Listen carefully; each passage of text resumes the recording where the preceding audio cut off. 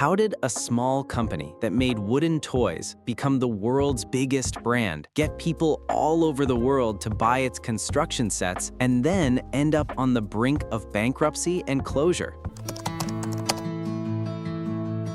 Did you know that a large company like Lego was created thanks to the dream of its founder, Ole Kirk Christensen? His goal was to inspire children's imagination and creativity through play. The company was founded in 1932 in the small town of Billund, Denmark. At that time, the world was suffering from the effects of the Great Depression, and the economic situation was difficult. To earn a living, Ole Kirk began producing wooden products such as ironing boards and stepladders. However, demand for these goods was limited, and he later decided that he needed to do something new. Christensen began producing wooden toys. Soon, they became the core of the company's business. Kirk paid close attention to product quality, especially wood processing and the use of special materials. Incidentally, Lego's motto is, "Only the best is good enough." This set very high-quality standards, which were reflected in his products. Christensen used beech wood that had been left out in the open for 2 years and then dried in an oven for 3 weeks. After that, it was cut, sanded, polished, and coated with 3 layers of paint. Everything went well at first,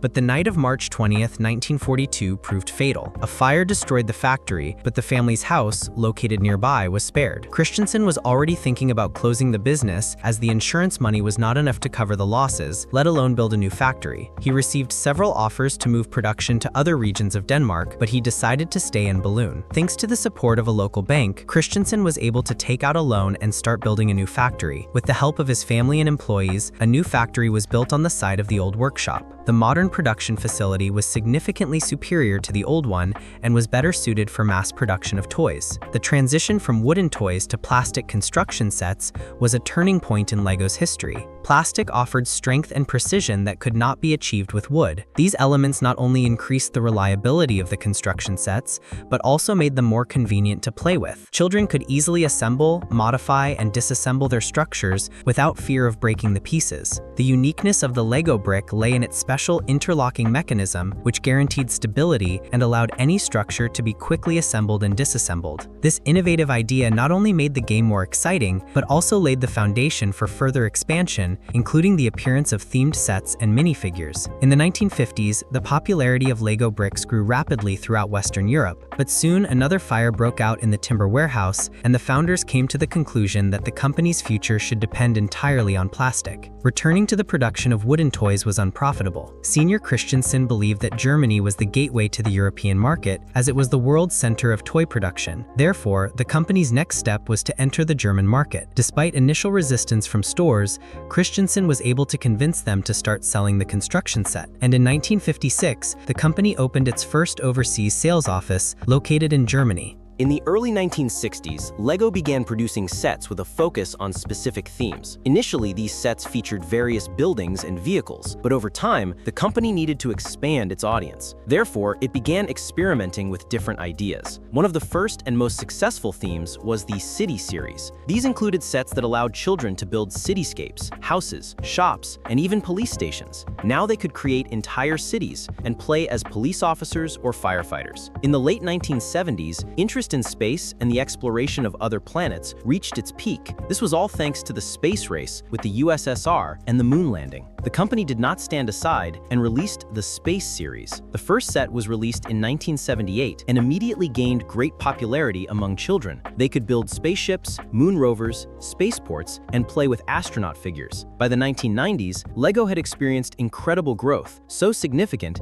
that executives even considered slowing down sales to better cope with high demand. But instead, they began producing a huge number of new construction sets and even selling clothing. So what could have gone wrong? Here's what. With the development of technology and the advent of video games, children's preferences began to change. For example, while toys used to be the main form of entertainment for children, by the 1990s, video games had taken the lead. This led to a decline in interest in traditional toys, including construction sets. Also, in 1988, patents for plastic bricks expired, allowing competitors to produce similar products at lower prices. As a result, overall demand for Lego construction sets fell, and the products began to seem too expensive. In addition, the company deviated from its original direction and began producing various video games and figurines, and this decision negatively affected the company's image. Even loyal fans began to look for alternative brands. The company sought to release as many new sets as possible, which led to increased production costs. It became more difficult for management to monitor their quality, and soon the brand's core values, namely simplicity and versatility, were lost. By the early 2000s, LEGO found itself in dire financial straits. In 2003, the company suffered losses of $188 million, and a year later, losses rose to $220 million. The company was on the verge of bankruptcy, so management decided to close its factories in the US and South Korea and reduce its workforce. But even from such a severe crisis, LEGO was able to recover and later transform itself from a children's construction toy into something more.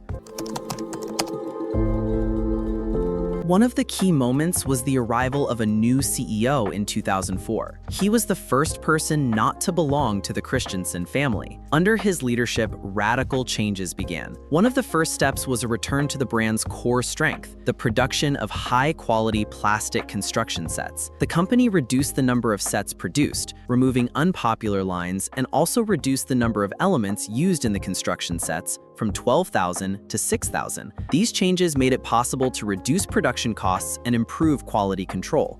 Finally, the company got out of debt and began an unprecedented rise. It was all thanks to its collaboration with well-known brands in the film industry. This strategy not only led to a significant increase in sales, but also allowed LEGO to go beyond its traditional children's audience, attracting adults and teenagers. The launch of the LEGO Star Wars series in 1999 was a historic moment. It was the first licensed partnership in which LEGO obtained the rights to use characters and vehicles from Star Wars. The sets, based on the films, generated enormous interest among fans of the franchise and became a sales hit. Encouraged by this success, the company continued to seek new partnership opportunities. Over the next few decades, the company entered into numerous agreements with various brands from the world of film, television, and comics. For example, the beloved LEGO Harry Potter series was launched in 2001. The series was hugely popular, with Harry Potter having many fans around the world who began buying LEGO products. Later, the company released its own film. It was in development for many years and was released in 2014. The film grossed over $460 million worldwide and was hugely popular. The follow-up sequel, LEGO Batman, grossed around $311 million.